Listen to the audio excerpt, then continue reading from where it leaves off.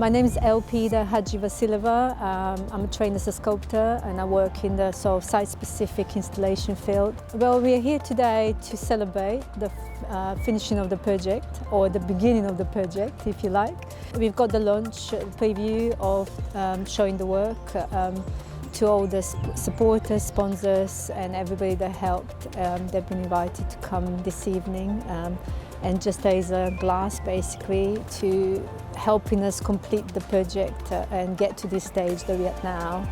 Getting to this stage of the project is actually a big relief because there were quite a few points through the last 2.5 years where we thought it's never going to happen because we couldn't get the funding or we couldn't get the weather was against us, everything played against us basically.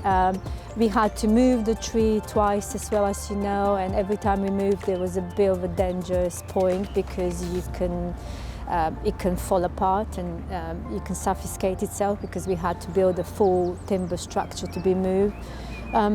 So having the tree here and getting to this final stage is actually a big relief, and I'm very pleased with the results, so I hope people would be too. Just a final thing, I would like to thank everybody that helped the project and persevered with the project as well, because as I said, we've taken quite a long time to get to this stage.